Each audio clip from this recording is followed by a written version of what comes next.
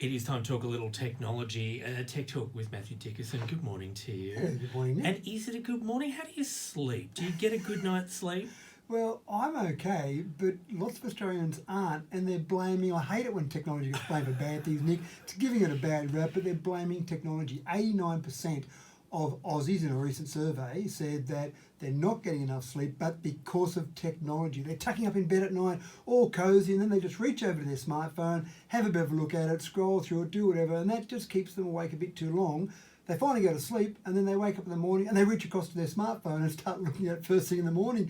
I don't know if there's many checks in the middle of the night in between, but possibly there as well. There might be one or two. But why are they thinking technology is to blame for that? I mean, we're the one reaching for the phone. What is it about technology that they think is the issue? It's giving us a bad name in technology world, but they're blaming technology because if we didn't have that technology, back in the old days, you could just tuck yourself into bed and maybe read a book and then put it aside and away you go. The brightness of the screen. Here we go. All right. And the glow of that screen is certainly not helping with our normal rhythms in terms of us trying to get to the stage of going to sleep. Reading a book used to be a good way of going to sleep. There wasn't a bright screen glowing at you, and you could maybe feel a bit tired depending how interesting the book was that you were reading, and then you'd go off to sleep. But certainly the brightness of that screen, that glow, just the same as in a bedroom, they talk about not having a TV glowing in the bedroom, more technology, of course, in the bedroom. That doesn't help us either. But I think there's other parts to it as well, and it's certainly happening more at the younger end. If you're 19 to 29, so just below our age bracket, Nick, if you're 19 to 29, then you're 94% of Aussies in that realm are saying that they're not getting enough sleep because of technology. So as logic says, as younger people are using more technology, they're finding the problem is happening more and more in terms of their sleep or sleep deprivation. Well, look, I've got to say, the only technology interrupting my sleep is radio technology, because I have to get up very, very early to do a breakfast show. But you mentioned reading, and I do read before bed, but I'm using an e-reader, and it does have a backlit screen, but it has a technology that says this is your nighttime backlighting. Yeah. It's not a bright glow, it's a very soft, almost yellowy glow.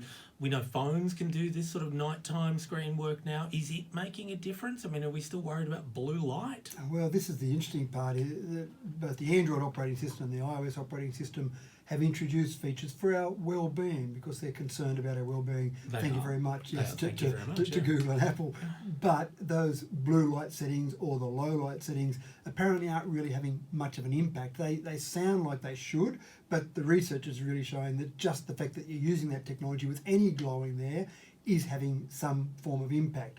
And so when you start to look at the average amount of sleep as well, only about a third of people are getting the required 7 hours. And 7 hours is a lot, but sometimes just because we feel like we've got to do so much as well. One of the ones that really scared me, Nick, was that 10% of people said they've used their smartphone during sex. Now, when it gets to that point, I'm just going, where is technology to blame in this scenario?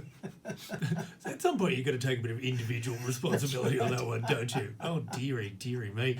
But is there something also about, you know, we talked a lot about doom scrolling during the pandemic, where you'd suddenly find yourself had been just trawling through social media or the internet for an hour without really doing anything. Is that contributing? I mean, if we were using our phones to look at amazing art or read incredible articles and then putting it away, is that better for our sleep than if we're just not doing anything on them? We're just holding them for the sake of having them? Yeah, I don't know the research went into enough detail to try and pull out exactly what we're doing. The fact that we were using them was part of it. And you do talk about the ultimate rabbit hole. People do get on their phone, I'll just have a quick look at this before I go off to sleep.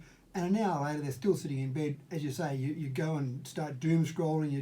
I'll just have a quick look at this. Oh, that's an interesting video that goes from there. I wonder, where did I end up in this? How did I get there? Where did I go? That's right. And what did I achieve in the last hour of my life apart from looking at videos of cats? I mean, really, do we need that many videos? Maybe they should be banned. Maybe that would help everyone sleep. All videos of cats are now banned. You have not looked at my Twitter feed recently, which is almost entirely videos and photos of my cat. So we are not banning those. Maybe I have looked at that, which is exactly why. Thank you very much, Matthew Dickerson.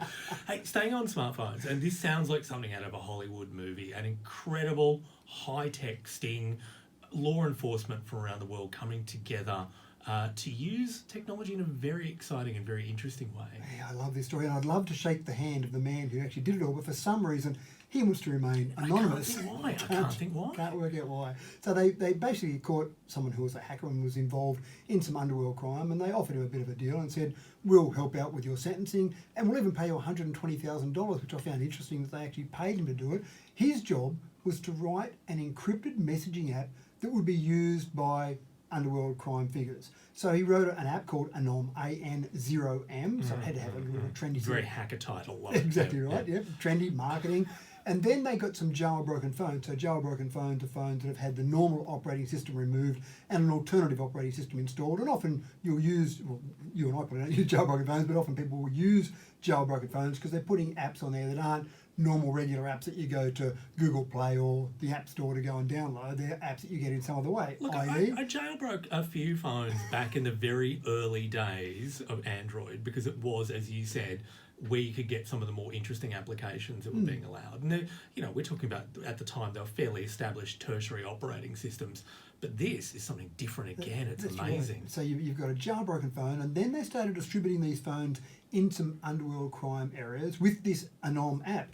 And it was really clever marketing because before you knew it, everyone in the underworld was saying, we've got to use Anom to have those messages because it's an encrypted app. It's a really good app. So it took off. It went viral, if you like. And so all these crime figures were using it, having no idea that the FBI in America, Australian Federal Police here in Australia, Canadian police, a number of crime authorities around the world were sitting there and they could see every single message that went via this app because it had been written by their own internal guys. So what a brilliant idea. They went through that process for several years. They've been working on this, and then they did essentially a joint across the world raid where the biggest figures in all of this. So the guy that was selling a bit of marijuana on the corner for $20, they didn't really care about. The heads of these crime figures, basically the source of all this crime was where they were focused.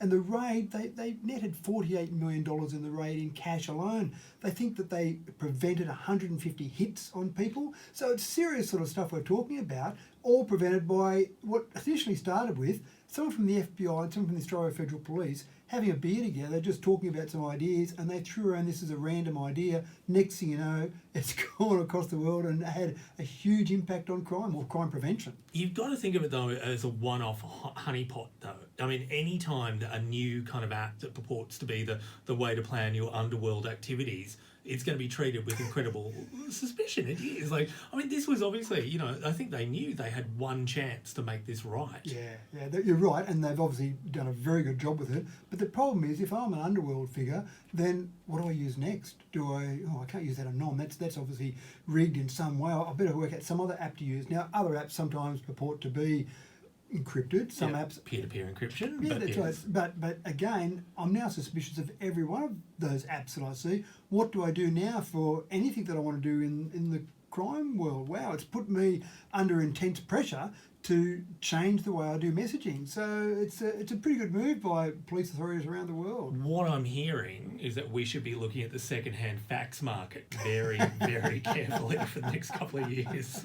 Well, it's interesting, because I think that if you listen to those beeps and dashes that happen with the fax machine, I won't even try and replicate the noise, but I think you could probably interpret that quite easily if you listened along the line somewhere. So that would be an unencrypted messaging process, I would think. You know what? That would be unencrypted. You are completely correct, except for people having to own a fax to get it. But anyway, let's actually talk still on smartphones. Instead of what they did for crime and law enforcement, what are they doing for languages?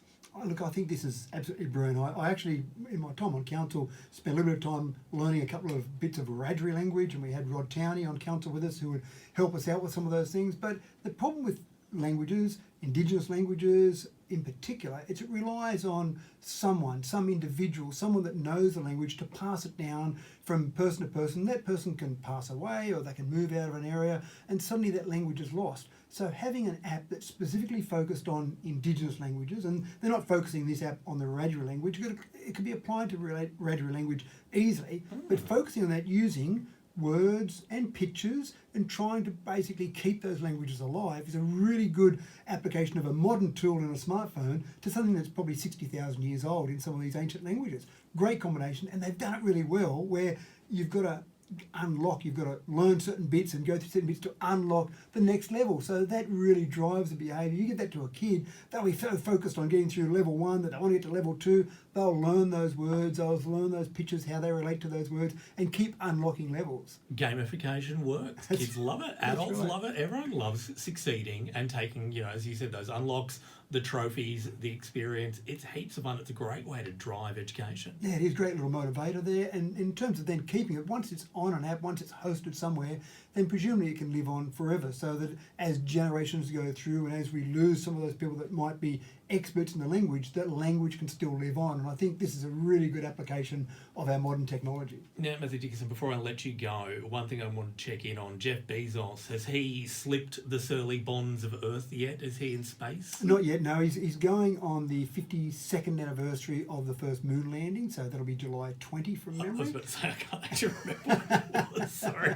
So July. July 20, yeah, and check that date. But around that sort of date, from memory, is 1969 when they first landed on the moon. But the other thing is that we've missed out, Nick. We were in there, we're in the bidding for a little while because the bidding was open where anyone from the public could just put a bid in and join Jeff on that particular flight, Jeff and his brother. Now, I did first look at it when the bidding was only at 2.8 million. So I got my bid in and I did make a wild estimation that maybe 30 million or more it would go for. We're talking about US dollars here. And I got that wrong. So I should have stayed in the bidding because it only went to 28 million. 28 million, that's so all. Someone is paying US 28 million to spend 10 to 15 minutes in space with Jeff and his brother. I don't know Jeff's brother. I assume he's like Jeff, nice guy. And spend 10 or 15 minutes in space, 28 million. Now, what they've also done from a clever marketing perspective is all the losing bidders in the process, Blue Origin, which is the company that's taking them up into space, has contacted them and said, well, sorry you missed out, sir, but we'll have a flight coming up soon that you might be able to be on if you like, and it won't be quite as much as you bid last time. So it's a very clever marketing process to find out the people that are willing to pay a lot of money to go up in space. And it's definitely not for the lower socioeconomic classes, clearly. No, it wasn't a random bid. It wasn't a lucky draw prize. It was who wants to pay the most here. And you've got to feel for Jeff because he is retiring soon. He won't be the Amazon CEO. That'll be really tough for him. I know. And what do you do when you and I retire? It might be a bit of golf. It might be going out riding mountain bikes or flying into space. So Jeff took the flying into space option. Well, I hate to do it to you, but I have to say it, at least he's going out in his prime. Matthew Dickinson. I don't know if he's going to be going out with a bang, but hopefully not. We'll talk in a fortnight's time. Thanks, Nick. That was Tech Talk for the week. We are coming up towards 10 o'clock news. Let's get a little Jason Mraz. This is I'm Yours.